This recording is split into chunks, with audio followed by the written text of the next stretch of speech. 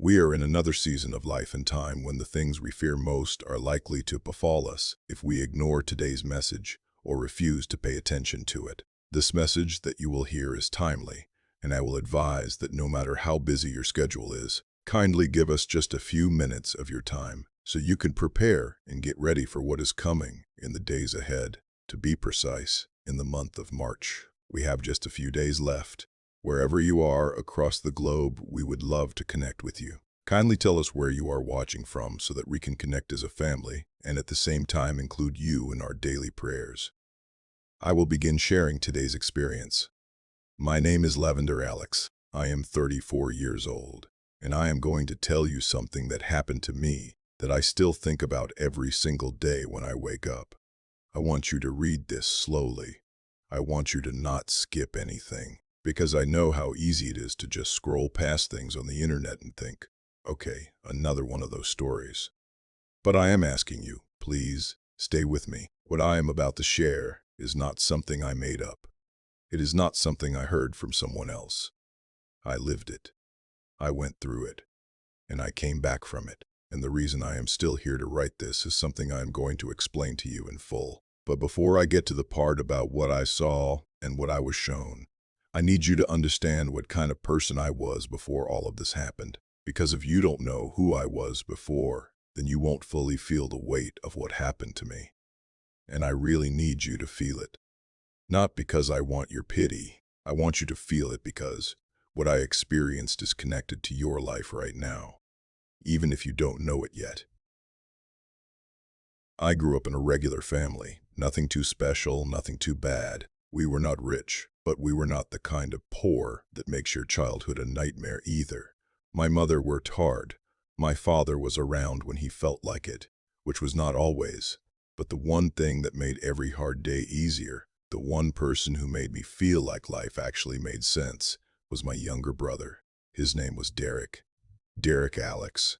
He was 21 years old when he died, and I was 33 at the time. Derek was not just my brother. He was my closest friend, the kind of friend where you don't even need to talk for a whole conversation to happen. We used to sit on the porch in the evenings and just be there. That's it.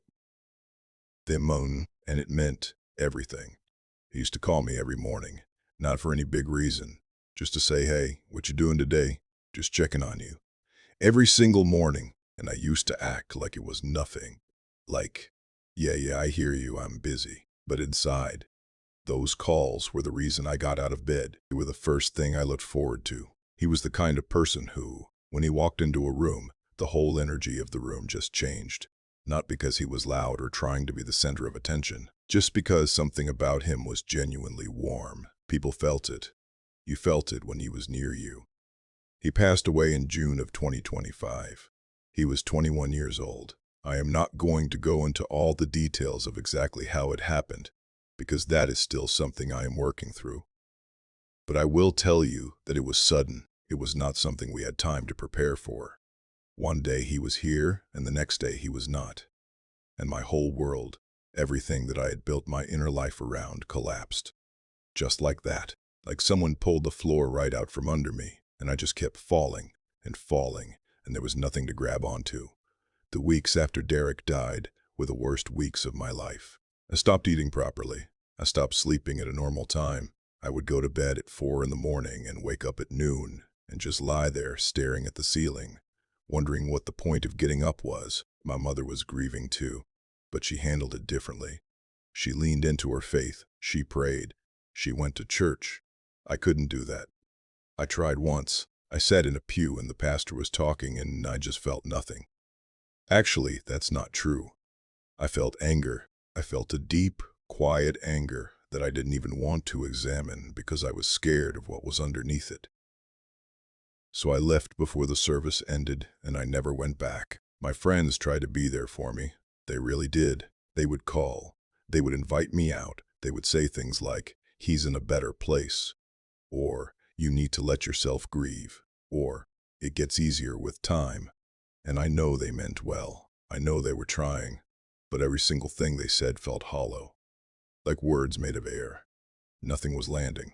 Nothing was gulping. And slowly, Over those first few months after Derek died, I started pulling away from everyone. I canceled plans. I stopped answering calls. I closed myself off completely, and somewhere in that darkness, I found the one thing that actually made me feel less. Drugs. Not the kind you think at first, maybe. It started with prescription painkillers. I had some left over from a surgery I had earlier that year, and one night when the grief was so heavy, I felt like it was physically pressing on my chest. I took one, and then I took another, and for a few hours the weight lifted. It didn't go away completely, but it got lighter. And I thought, okay, I just need this for now, just to get through, just for a little while. But that's never how it works. You know that. A little while became every night. Every night became every day. I was spending money I didn't have to get more. I was lying to people around me, what few people were still in my life. I was not going to work properly. I lost one job. Then I was struggling to hold down another. And the whole time, underneath the drugs, the depression was not going away. It was growing. It was getting bigger and darker and heavier. The drugs were not fixing anything. They were just delaying the crash. And eventually, the crash came anyway. By late December of 2025, I was in a place I can barely describe. I did not want to be alive anymore. I want to say that plainly because I think sometimes people soften that statement and it loses its weight. I genuinely did not want to continue living. Every morning I woke up felt like a punishment. Every day that passed felt like I was just dragging myself through something that had no meaning. Derek was gone. I had pushed away most of the people who cared about me. I had nothing that I was working toward. I had no reason that I could find, no matter how hard I looked, to keep going. On January 27th, 2026, I made a decision that I thought was final. I had a full bottle of narcotic painkillers. I had been keeping them for a while. I sat on the floor of my apartment with the lights off, and I took all of them, every single one. And then I lay down, and I closed my eyes, and I waited. What happened next is the reason I am writing this today. Because I did not die the way I expected to. I mean, yes, my body shut down. The paramedics found me. There was a situation. My neighbor heard something or didn't hear anything and got worried and called for help. My heart actually stopped. That part happened, but what my body was doing in that apartment was not where I was. I was somewhere else entirely. I want to be very careful about how I describe this, because I do not want you to think I am the kind of person who exaggerates or dramatizes things for effect. I am a simple person. I grew up in a regular neighborhood. I am not a preacher. I'm not someone who spent years studying spiritual things. I barely went to church as an adult, so what I experienced was not something I came up with. It was not something my mind created from things I had read or heard. It was something that happened to me in a way that felt more real than anything I have ever felt in my waking life. When I left my body, there was no dramatic moment. It was not like in the movies where there's a big flash of light or a loud sound. It was more like one moment I was lying on the floor and the next moment I was aware of being somewhere else. Just aware, like waking up in a room you don't recognize but somehow knowing you are safe for now, at least at first. And then I saw him. I'm not going to pretend I can fully describe what that was like, because I don't think the English language, or any language, has the words for it. I will just tell you that when I stood before Jesus, I knew immediately who he was without being told. There was something that came from him that I had never felt from any person or any place in my life. It was love. But not the kind of love you feel from another human being. Human love, even the best kind, has edges. It has limits. What came from him had no edges and no limits. It was total. It was complete. It was like standing in the middle of something infinite and knowing that every single part of that infinite thing was focused entirely on you. He looked at me with something in his eyes that I still cannot name exactly. It was not anger.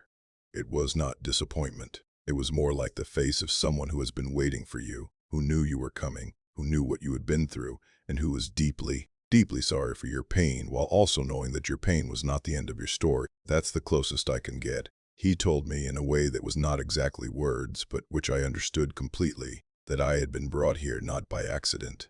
He told me there was something I needed to see, something I needed to carry back with me. And he reached out his hand to me. I took it. Now what I am about to describe is the part that has stayed with me most. The part that I think about when I see certain things in the world around me. The part that made me want to write all of this down even though I knew people would think I was crazy. Even though I knew some people who know me personally would hear this and shake their heads. I don't care about that anymore. I care about you understanding what I was shown. Before Jesus led me anywhere, before he showed me a single symbol or a single vision, he sat with me for what felt like a very long time. I say felt like because time in that place did not work the way time works here. A moment could stretch into something that felt like hours and you would not notice the difference. But he sat with me and he talked to me about things that were personal. Things about my life. Things about Derek. He told me things about my brother that brought me to something I can only describe as the deepest peace I have ever felt about losing him. I am not going to share those things here because they are private and they belong to me. But I want you to know that before he showed me anything about the world or about what was coming, he first dealt with the broken thing inside me. He did not skip past my pain to get to the important information. He treated my pain like it was the important information. That mattered to me more than I can say. And then after that, after the personal things were dealt with, he told me that there was something else. Something bigger that he needed me to understand and carry back. And he stood up and he held out his hand again. And that is when the journey to show me these things began. He revealed to me first, before taking me anywhere, that what I was about to see was connected to something that was being prepared for the month of March.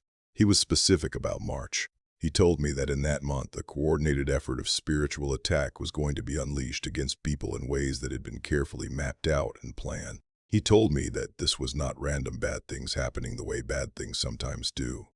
This was organized. This was intentional. This was a strategy.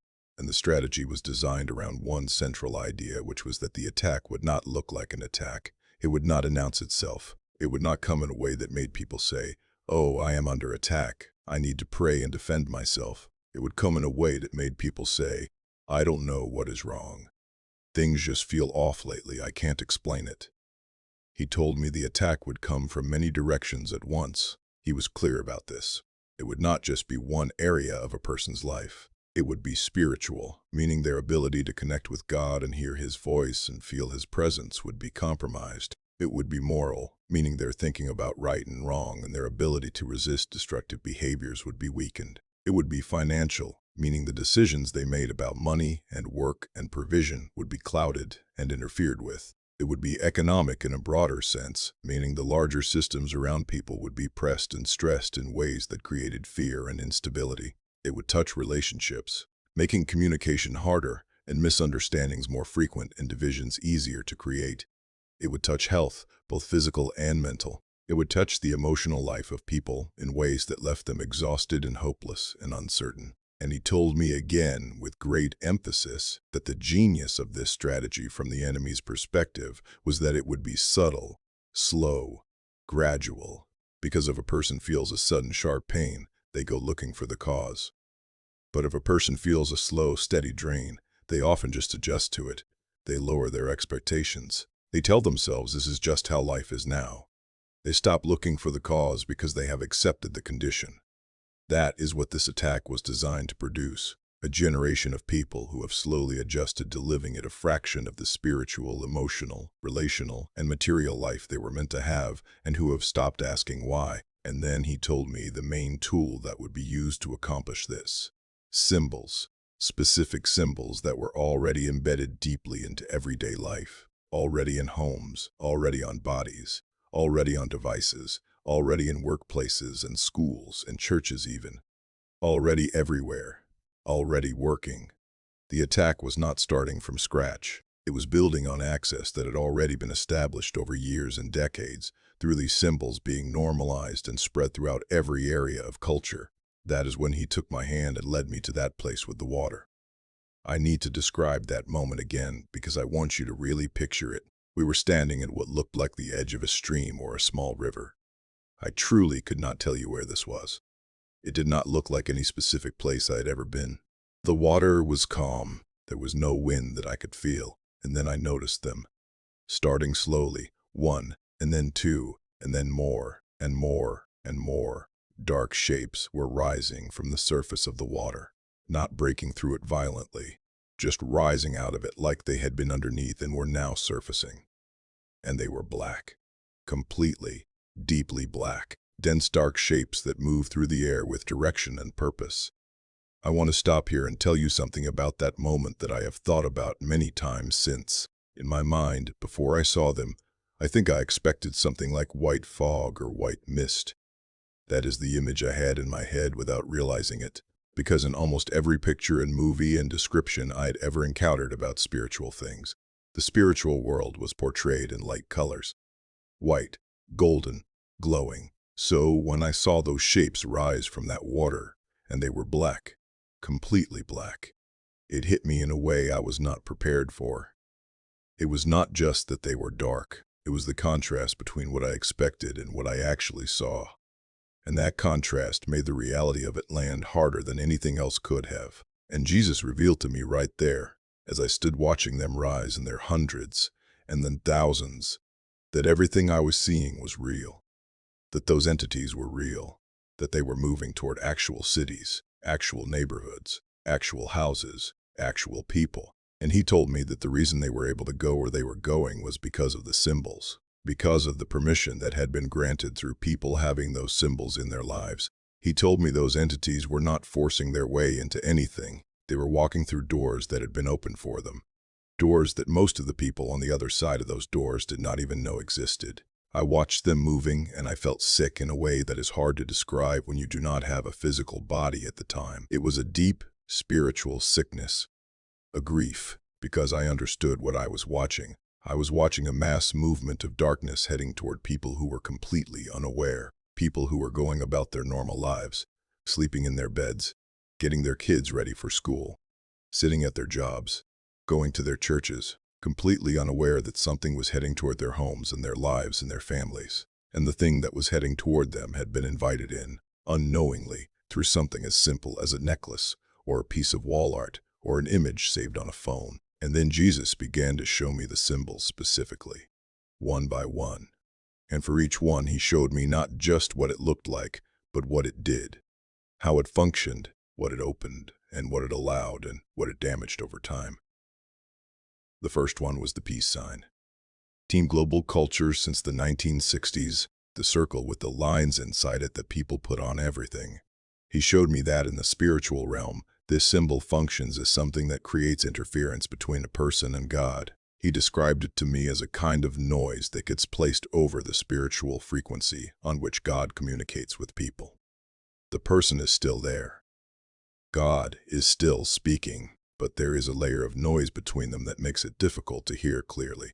And this noise builds over time. The longer the symbol is present in a person's life, the thicker the interference becomes. He showed me people who used to have a very clear, active prayer life, who used to feel a strong sense of God's presence and guidance, slowly losing that clarity over months and years without understanding why. They thought they were doing something wrong. They thought God had pulled back from them for some reason. They carried guilt and confusion about something that was actually being done to them from outside without their knowledge. He also revealed to me that this symbol works particularly on a person's ability to discern between what is true and what is not in the spiritual sense. People who have had long exposure to it start to find that they cannot tell the difference between a genuinely good spiritual influence and a harmful one. Things that should feel wrong start to feel okay. Things that used to register as spiritually dangerous start to seem harmless. And because this change happens so gradually, the person does not notice it happening. They just notice one day that they think about things differently than they used to, and they cannot tell you when or why the change happened. The second symbol he showed me was the ankh. He spent considerable time on this one. He revealed to me that this symbol has a spiritual history that goes back thousands of years, and that the entities connected to it are some of the oldest that exist in the dark spiritual realm. They have been attached to this symbol for so long that the attachment is deep and strong. And they have specific areas of a person's life that they target. The main one is a person's understanding of eternal life. What happens after death?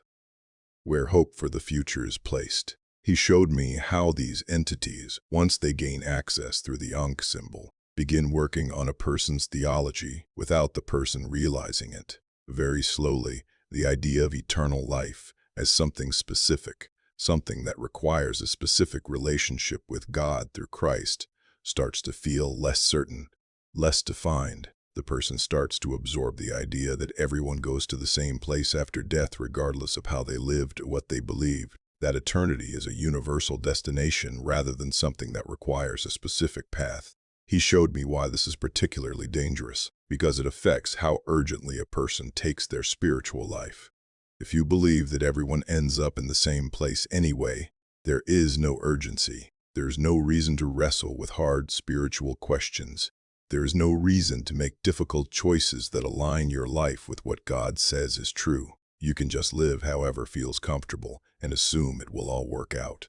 And he showed me that this relaxation of spiritual urgency is exactly what those entities are working to produce. Because a person who is not urgently pursuing God is a person who is much easier to influence in other ways. The third symbol was sigils. He showed me that most people do not know what a sigil is, even when they are looking directly at one. That is by design. He revealed to me that sigils are constructed according to specific principles, where every line and curve carries meaning in the spiritual realm. When someone creates a sigil or displays one, whether they understand what it is or not, they are producing something that functions in the spiritual dimension like written instructions, like a command.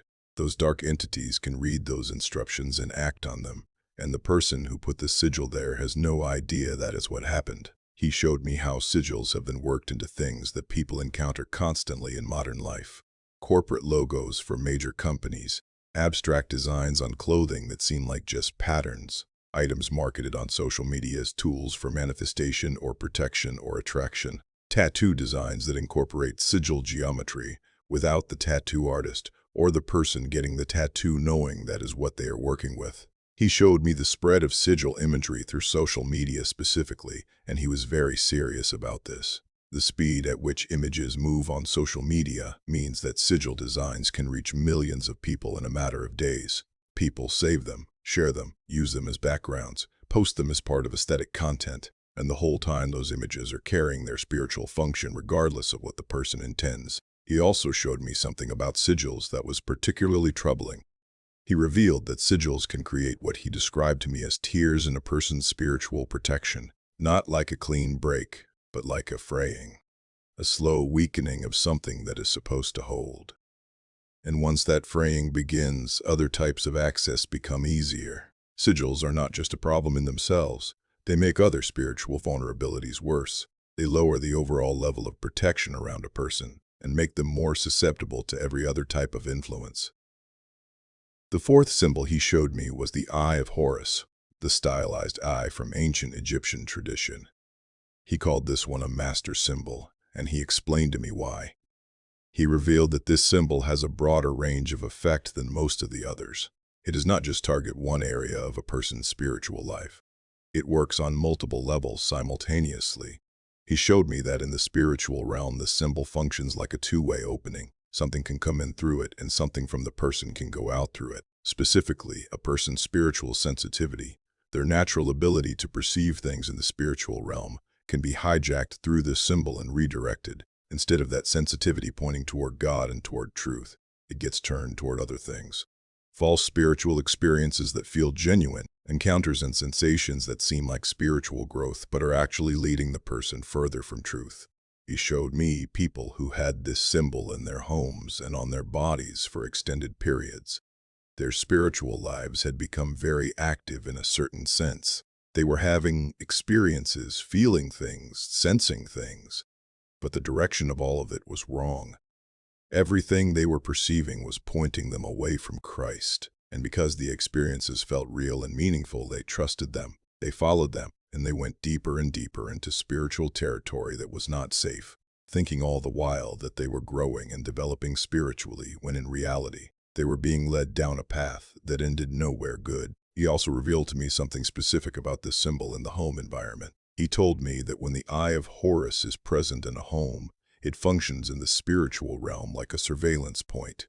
It allows those dark entities to monitor the spiritual atmosphere of the space, to know when someone in that home is praying, to know when someone is seeking God, and to time their interference accordingly, so that the moments when a person most reaches out to God become the moments when the disruption is most concentrated. He showed me that this is why some people find that their worst spiritual struggles, their worst attacks of doubt and distraction and confusion, happen precisely when they are trying to pray or seek God the most earnestly. It is not random, it is targeted.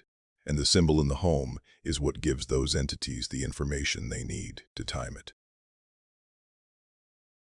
The fifth symbol he showed me was the Uroboros, the serpent that bites its own tail, forming a circle. He showed me this one appears in places that people might not expect: technology company logos, pharmaceutical branding, academic imagery in scientific fields, tattoo art where it gets worked in as a circle or spiral on it. He revealed to me that this symbol creates a specific type of spiritual bondage around a person. The nature of the bondage is cyclical. It traps people in repetitive patterns. He showed me people who were genuinely trying to change, trying to break habits that were destroying them, trying to leave behind ways of thinking that kept producing pain in their lives. And no matter how sincerely they tried, they kept ending up in the same place. They would make progress and then something would pull them back. They would get free of something and then find themselves in it again, weeks or months later. And they could not understand why they could not hold on to the progress they made. He showed me that the Uroboros symbol was at work in their lives, creating a spiritual structure around them that reinforced those cycles. It was not that they were not trying hard enough. It was not that they did not have enough willpower or faith.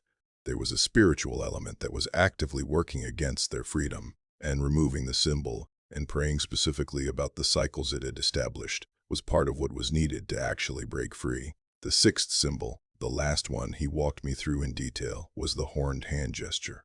The one people make at concerts and sports events and in photos. He showed me that when this gesture is made, especially in large numbers, it functions in the spiritual dimension like a broadcasting antenna. It sends out a signal that is detectable in the spiritual realm and that draws dark entities toward the source of the signal. He showed me large gatherings where this gesture was being made by thousands of people simultaneously, and he showed me what that looked like from a spiritual perspective. The volume of signal being generated by all those people making that gesture at the same time created something like a massive open invitation, a concentration of access points all in one place at one time. And those entities responded to it.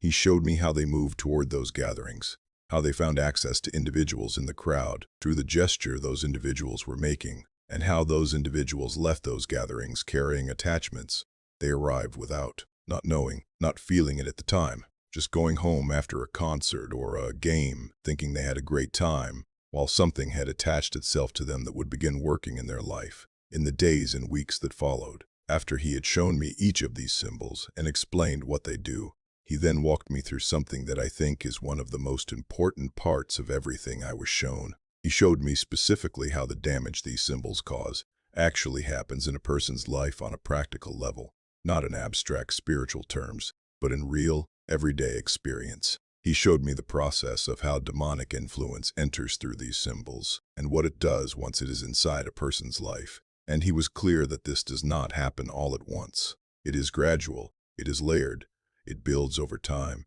and that is what makes it so effective and so hard to identify.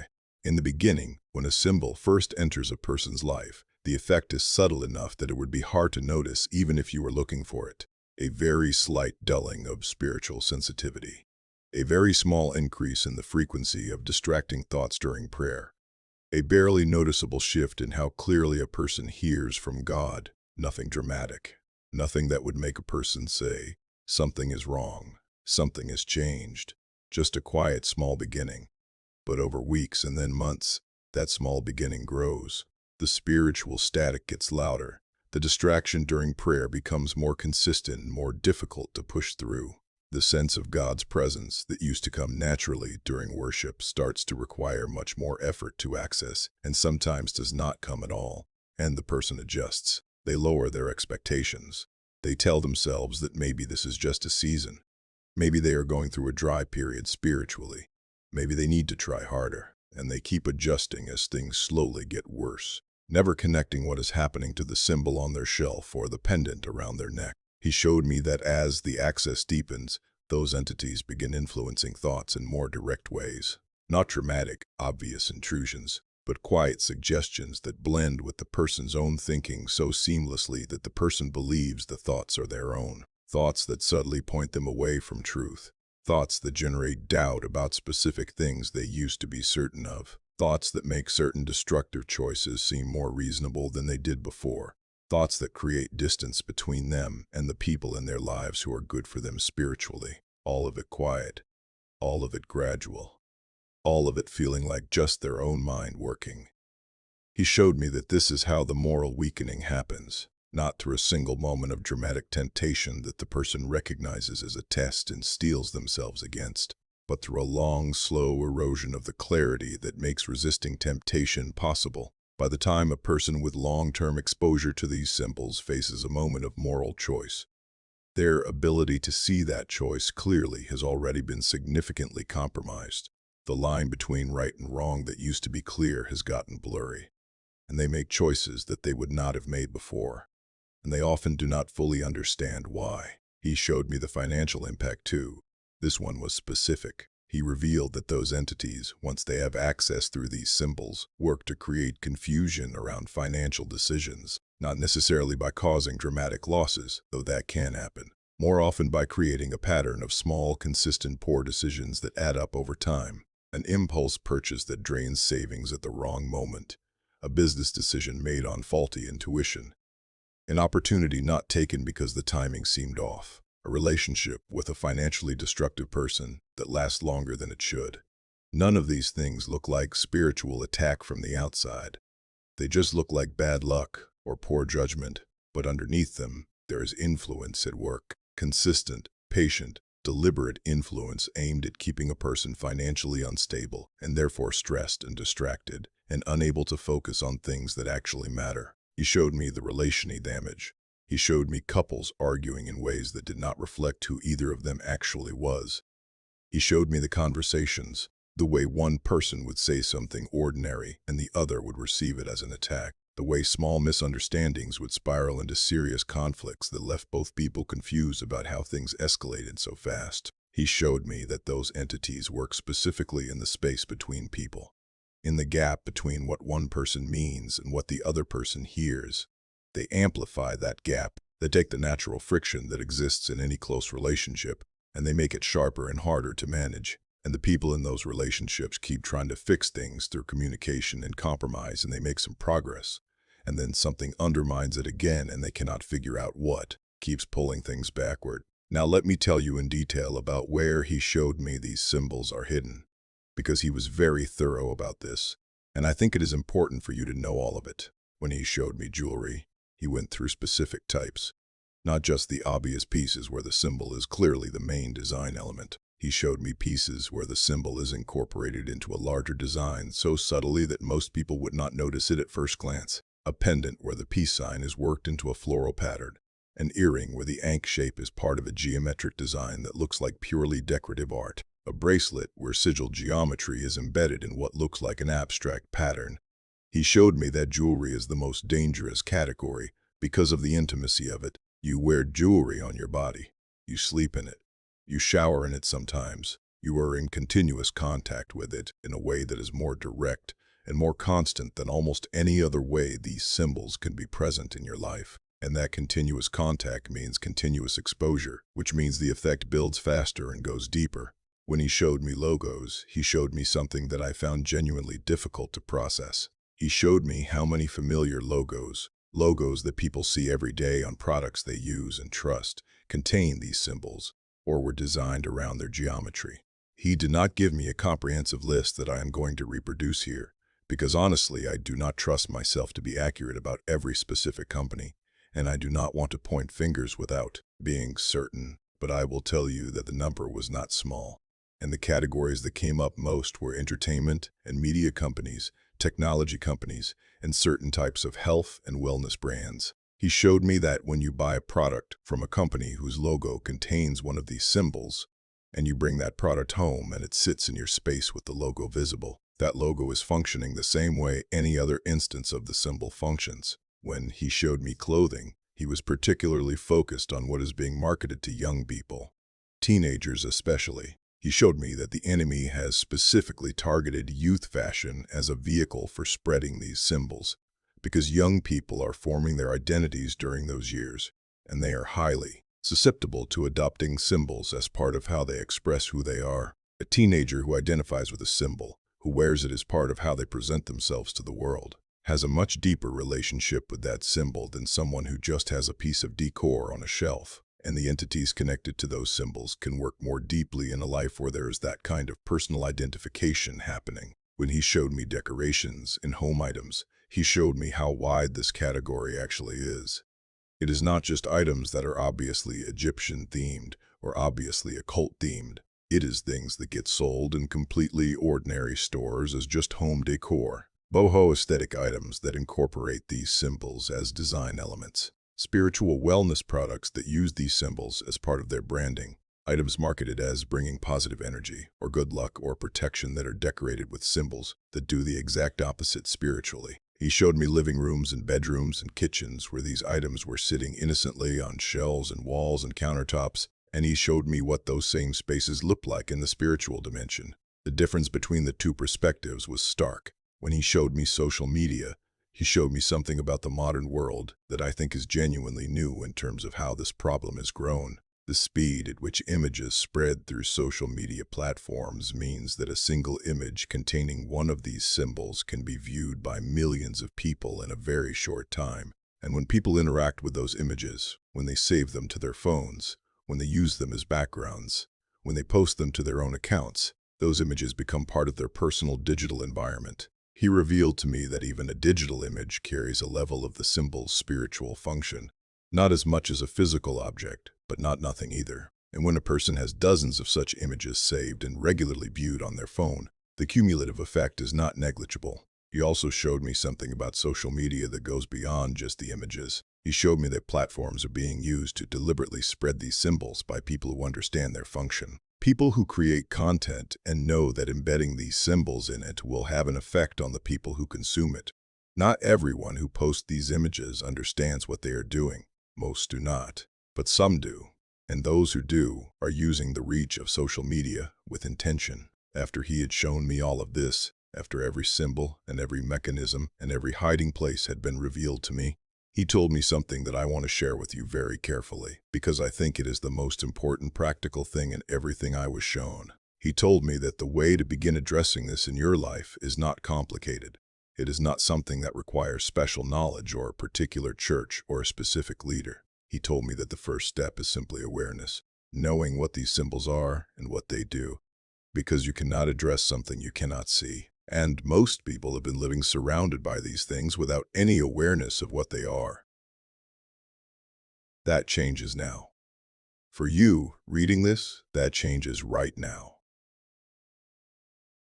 The second step is removal. Going through your home, your wardrobe, your jewelry, your car, your workplace if that is possible, your digital devices, and removing anything that contains these symbols. He was very specific that removed items should not be sold or given away to others.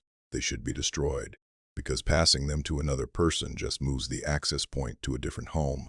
The goal is to eliminate it, not relocate it. The third step is prayer. After removing the physical items, a specific prayer of renunciation and restoration. He described to me what this prayer needs to accomplish. It needs to acknowledge without shame or guilt that these symbols were present in your life without your full understanding of what they were. It needs to specifically reject any spiritual authority or access that those symbols provided to dark entities in your life and home. It needs to ask God to close every door that was opened and to clear every attachment that was established. And it needs to ask the Holy Spirit to restore what was damaged, the clarity that was clouded, the connection that was weakened, the discernment that was interfered with. He told me that for people who have had some of these symbols in their lives for a long time, the restoration might not be instant. Some things may take time to fully clear, but the process begins with removal and prayer, and it moves forward from there. He also told me something that I found comforting.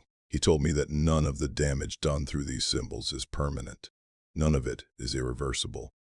The doors that were open can be closed. The attachments that were established can be broken. The clarity that was lost can be restored. He told me that the willingness to address it is what matters. Once a person genuinely turns toward God and says, "I want this cleared from my life," and takes the practical steps of removal and prayer, the process of restoration begins. And God is more eager to restore than the enemy is to maintain what he has built. I came back to my body when the paramedics had gotten my heart restarted. I came back gasping, which is apparently exactly what they told my family happened. I was hospitalized. I was there for a number of days, and the whole time I was lying in that hospital bed, all I could think about was what I had been shown. I kept going over every symbol, every detail, everything he had revealed to me. I was afraid of forgetting any of it. I want to tell you that my recovery was faster than the doctors expected. They were honest with me about that. They told me what I had done should have caused more damage than it did. I know why. I know that what happened to my body in that apartment was not the whole story of that night. I am writing this because I was told to. I am writing this because I watched thousands of dark shapes rising from water and moving toward a city full of people who had no idea they were coming. I am writing this because I know what is planned for March in the months ahead. I am writing this because the attack is real and the strategy is subtle, and most people are going to walk right through it without understanding what is happening until it has already done its damage. And I am writing this because Derek is gone, and I spent months letting that loss destroy me. And if anything good can come out of the worst period of my life, I want it to be this. I want it to be that someone reads what I wrote and decides to go clean out their home. Decides to look at the jewelry they have been wearing for years with new eyes. Decides to scroll through their social media and delete things they saved without thinking about them. Decides to pray a simple, honest prayer and ask God to restore what has been quietly chipped away. I am not a pastor. I am not a theologian. I am a 34-year-old man from a regular neighborhood who lost his brother and lost his way and died for a period of time and was brought back with something important to say. That is all I am.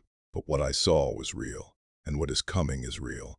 And the doors that are open in your home and your life right now, whether you know they are open or not, those are real too. Please take this seriously, not for my sake, for yours.